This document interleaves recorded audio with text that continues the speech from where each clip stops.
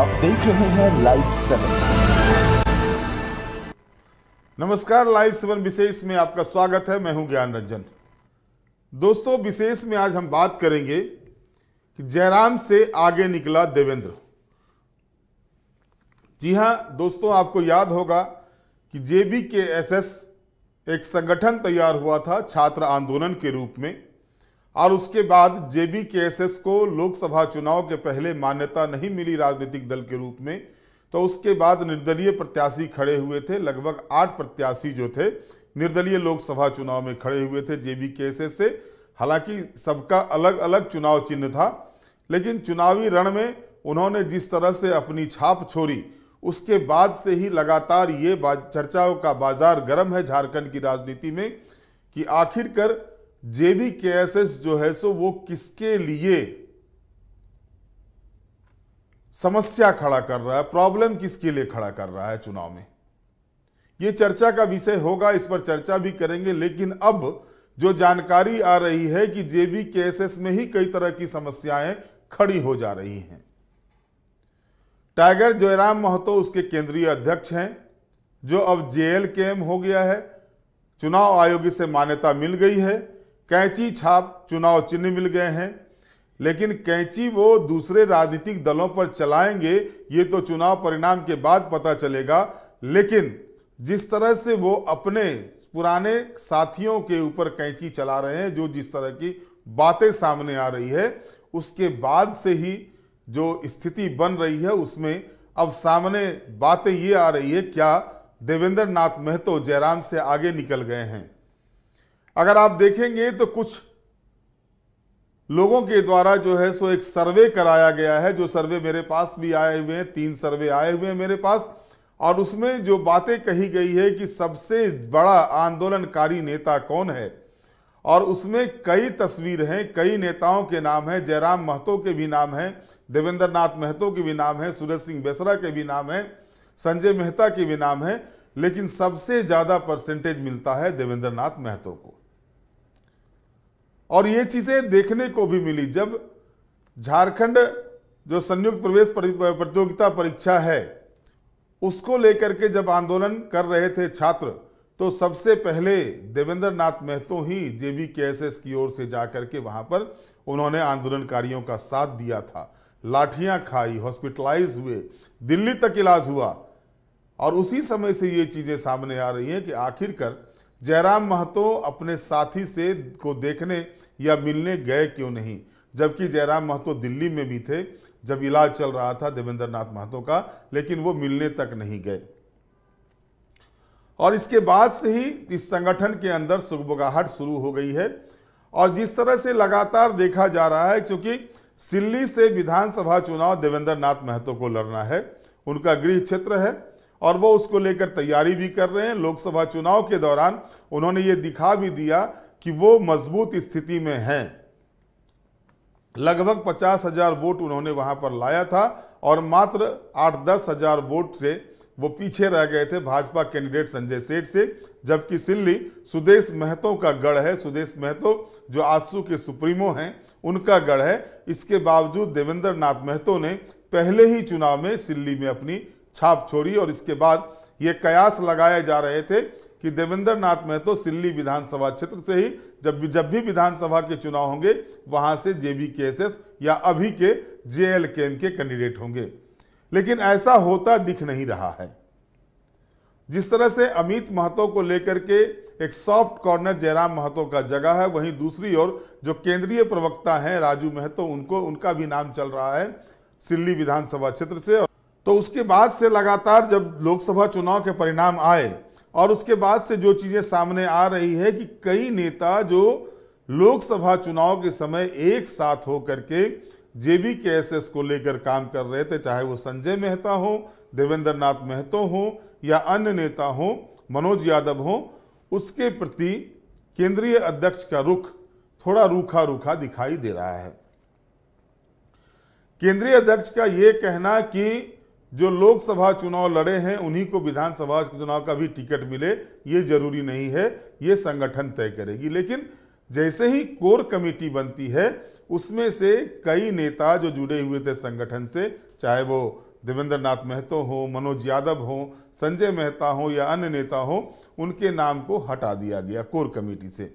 जबकि किसी भी राजनीतिक दल में कोर कमेटी में उन्हीं लोगों को रखा जाता है जो प्रमुख नेता होते हैं, पार्टी के या संगठन के प्रमुख नेता होते हैं। अब सवाल यहीं से उठता है कि आखिरकार क्या जयराम महतो जो है अब दूसरे रूप में आ गए हैं सामने। और जैसा कि संजय महतो ने कहा था कि मंच से, संजय मेहता ने कहा था कि उनको मंच पर जब जाते हैं तो जयराम महतो के साथ के कुछ लोग उन लोगों के जैसे नेताओं को बोलने तक का भी मौका नहीं देते या बोलने नहीं देते हैं। सवाल यही उठ रहा है, क्या जयराम को अपने ही लोगों से डर हो गया है, या जयराम नहीं चाहते हैं कि उनसे इतर कोई भी संगठन में आगे बढ़े। लगातार जयराम महतो कभी सरायकेला, कभी कोल्हान के, तो कभी दक्षिणी छोटा नागपुर में, तो कभी पलामू में, कभी रांची में कार्यक्रम दे रहे हैं, सोशल मीडिया पर वायरल कर रहे हैं। अब तो ये भी कहने लगे हैं कि उनके खिलाफ चलाने के लिए, खबर चलाने के लिए जो है सो यूट्यूब चैनल वाले को पैसे दिए जा रहे हैं, लाख लाख रुपये दिए जा रहे हैं। कौन किसको दे रहा है शायद ये नहीं है, और ना ही जयराम महतो ने इसको प्रूफ किया है कि किस चैनल को पैसा दिया है उनके खिलाफ न्यूज चलाने के लिए। और ये बातें अब सवाल के रूप में उठने लगे हैं, क्योंकि अगर लगातार आप किसी बात को कहते हैं, आप अगर सोशल मीडिया साइट्स को देखेंगे तो जब भी जयराम महतो के खिलाफ या जयराम महतो को लेकर कोई खबर आती है तो उनके समर्थकों के द्वारा यह लिखा जाता है कि 1 लाख रुपया मिल गया का, और वो साबित नहीं कर पाते हैं कि किसको 1 लाख रुपये दिए हैं। ये कहते हैं कि चलिए हमारे नाम से अगर कोई पैसा कमा रहा है तो अच्छी बात है। आप इतने बड़े नाम नहीं हो गए हैं जयराम जी कि आपके नाम से लोग पैसा कमाए। आप ये जाहिर कीजिए कि आपके पास पैसा कहां से आ रहा है चुनाव लड़ने के लिए। आप कहते तो हैं कि मेरे मोबाइल में है पूरा, मैं दिखा दूंगा कहां कहां से चंदा आया हुआ है, लेकिन दिखाते नहीं हैं। और लगातार ये चीजें सामने आ रही हैं। चलिए मीडिया के लोग आपके खिलाफ चला दिए, मीडिया के लोग चलाए तो वो बिक गए, पैसे ले लिए, किसी से लाख लाख रुपए ले लिए। क्या आपके साथ काम करने वाले, संगठन में कंधे से कंधे मिलाकर काम करने वाले जो कार्यकर्ता हैं, नेता हैं, क्या वो भी बिक गए हैं? और बिके हैं तो आज तक आपने उनके ऊपर कार्रवाई क्यों नहीं की? आप ये भी कहते हैं कि सूचना मिल रही है कुछ लोगों को पैसे का प्रलोभन दिया जा रहा है, तो कौन है वैसे लोग? कितने लोगों पर आपने कार्रवाई की? 1.5 महीने हो गए आपके द्वारा इस तरह की बातें किए हुए, और अब जो सर्वे आ रहा है, सर्वे में आपसे बहुत ऊपर निकल गए हैं देवेंद्र नाथ महतो। अगर आप देखेंगे तो जो एक सर्वे आया है कि वर्तमान झारखंड के सबसे कट्टर आंदोलनकारी कौन है, तो सूरज सिंह बेसरा को 6% मिलता है, देवेंद्र नाथ महतो को 56% मिलता है, शिबू सोरेन को 5% मिलता है, और जयराम महतो को 33% मिलता है।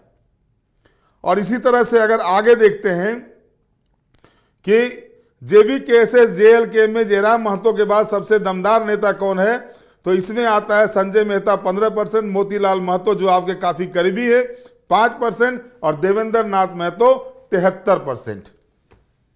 यानी जो सर्वे आ रहे हैं सोशल मीडिया पर, जो सर्वे जारी हो रहे हैं, उस सर्वे में आप भी फिसड्डी साबित हो रहे हैं देवेंद्र नाथ महतो के सामने में।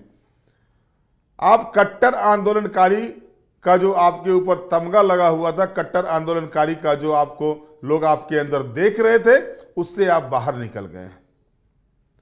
और वजह साफ है कि जो चंगू मंगू की फौज आपने तैयार कर रखी है, जिस तरह से चंगू मंगू की फौज आपके साथ घूम रही है, और वो आपके सामने कुछ बने बिना 2 विधानसभा की सीट में लीड ले लिए तो आपको लगा कि पूरा झारखंड आप छान मारे हैं। झारखंड की राजनीति अगर 2 विधानसभा सीट में लीड लेने से तय होती तो कई राजनीतिक दल थे वो कब के जो है सो बहुत ऊपर पहुंच गए रहते। हर कोई मधु कोरा नहीं हो सकता है कि 1 सीट निर्दलीय चुनाव जीत के झारखंड का मुख्यमंत्री बन जाए। वो परिस्थितिजन्य मुख्यमंत्री बने थे और आप जनता के बीच जा रहे हैं। और ऐसे में जिस तरह से आपके भाषा का, जिस तरह से आपके बोलने का लहजा का, और शान से कहते यही मेरा तरीका है, मारो काटो पटक दो, एक को इंजीनियर बनाओ, एक बेटा को इंजीनियर बनाओ तो दूसरे को लठैत बनाओ, इस तरह के भाषण आपके आने शुरू हो गए हैं।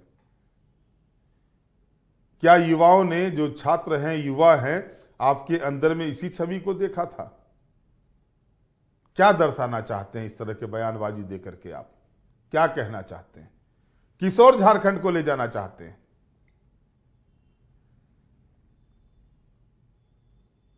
जब जयराम महतो छात्रों की आवाज बने थे, जब छात्रों के साथ लेकर के, चाहे वो झारखंड में स्थानीय नीति का मुद्दा हो, नियोजन नीति का मुद्दा हो, भाषाई विवाद हो, या फिर विस्थापन का मुद्दा हो, जब उसको लेकर आंदोलन कर रहे थे, तो लाइव 7 ने भी उनके आंदोलन को सराहा था और उसके साथ उनके आंदोलन में के पक्षधर रहे थे।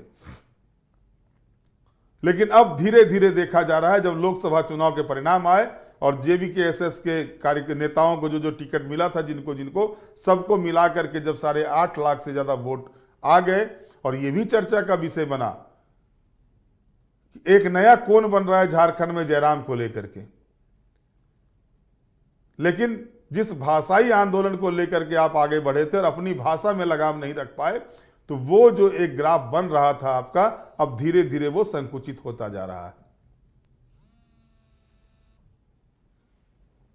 तो ये स्थिति जो बन रही है, ये स्थिति जो कायम हो रही है, उसके बाद अब क्या होना है, अब क्या चीज होना है, ये देखना दिलचस्प होगा। साथ ही साथ आप उन रणबांकुरों के बीच में पहली मर्तबा मैदान में जा रहे हैं जो स्थापित हैं, चाहे वो सुदेश महतो हो, हेमंत सोरेन हो, भारतीय जनता पार्टी के नेता हो, अर्जुन मुंडा हो, बाबूलाल मरांडी हो, चंपाई सोरेन हो, या अन्य नेता जो भी हैं, और उनके बीच आप जा रहे हैं। लेकिन सिर्फ जोर जोर से बोलने से, व्यवस्था के खिलाफ बोलने से, व्यवस्था को कटघरे में करने से, युवाओं को किस तरह से आक्रोशित किया जाए, इस तरह के भाषण देने से वोट नहीं मिलता है। और वही स्थिति है कि जो लोग साथ में थे, अब उनको भय सता रहा है कि आखिर क्या करने जा रहे हैं केंद्रीय अध्यक्ष जो हैं। क्या केंद्रीय अध्यक्ष ही तय करेंगे पार्टी में किनको टिकट मिलेगा, नहीं मिलेगा? क्या कोई कोर कमेटी नहीं है, चुनाव समिति नहीं है? अगर आपके सहयोगी आपको लिखते हैं कि आप अपने भाषा पर कंट्रोल करें, तो आप उनके जवाब में कहते हैं कि मेरा ऐसा ही भाषा है, उनकी अच्छी भाषा थी तो 100 वोट भी नहीं ला पाते, हमारे ही कारण से वो वोट लाए। ये बातें भी आप ही के द्वारा कही जाती है। जाहिर तौर पर जो बीमारी राजनीतिक दलों में वर्षों बाद लगती है, एक नया दल जो खड़ा हुआ है उसमें वो बीमारी जो है सो पहले ही घुसती हुई नजर आ रही है। एक कहावत है ना कि भूत को भगाने के लिए सरसों का प्रयोग किया जाता है, जब सरसों में ही भूत घुस जाए तो उससे कौन निकालेगा। और यही स्थिति जयराम महतो की होती दिखाई दे रही है कि जिस तरह से लोकसभा चुनाव के समय उन्होंने अपने ग्राफ को ऊपर किया, और अब जब संगठन के भीतर या संगठन में जो उनके साथ चल रहे थे, जो उनके अपने लोग थे, उनके प्रति जो उनका व्यवहार हो रहा है, और उसके बाद ये कहना कि अल्पसंख्यकों को मैंने वोट दिया, धनबाद में अल्पसंख्यक को टिकट दिया। सबको पता है आपने अल्पसंख्यक को टिकट क्यों दिया, क्या डीलिंग हुई थी, ये भी पता है सबको।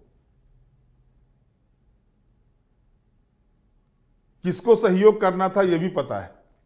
आप किसको सहयोग करना चाह रहे थे अल्पसंख्यक को टिकट देकर के, ये सब कोई जान चुके हैं। और राजनीति में अगर राजनीति की जाती है तो राजनीति को जो सहयोग करते हैं, राजनीति में जो ऊपर उठाते हैं, उठाने वाली जनता है, वो भी हर चीज को देखती है, हर चीज को समझती है। युवाओं का संगठन खड़ा हुआ था। युवा आज के डेट में जो है सो बहुत परिपक्व हो चुके हैं। पहले के तरह नहीं होता है जिसको बोल दिया गया उसको वोट डाल देंगे। अब बहुत कुछ सोचते हैं युवा। आज के युवाओं में राज्य के निर्माण का, देश के निर्माण का जज्बा देखा जा रहा है। और ऐसी स्थिति में जब संगठन के अंदर जो नया नया संगठन बना हो, उसके अंदर अगर इस तरह की बातें आनी शुरू हो जाती हैं तो सवाल उठते हैं क्या होगा इसका भविष्य। और ऐसे में अब देखना है कि देवेंद्र नाथ महतो का अगला स्टेप क्या होता है, संजय मेहता का अगला स्टेप क्या होता है, मनोज यादव का अगला स्टेप क्या होता है, या ऐसे जो नेता शुरुआत। अब तो सोशल मीडिया पर यह भी कहा जाता है कि जयराम महतो के साथ नहीं थे ये लोग, बाद में इनके साथ जुड़े थे। भाई जुड़ के आंदोलन तो साथ में किए थे। जो नगड़ी थाना में केस था वही केस था जयराम महतो पर भी, वही केस था देवेंद्र नाथ महतो पर भी। कहां से अलग हो गए केस?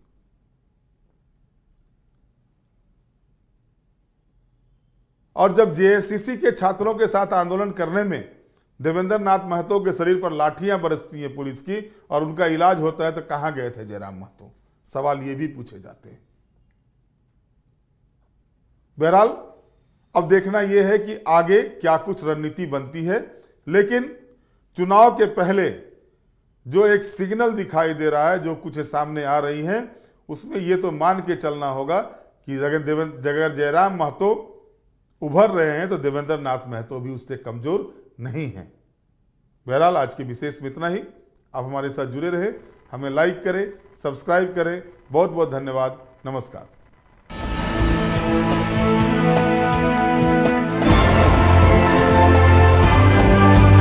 आप देख रहे हैं लाइव 7।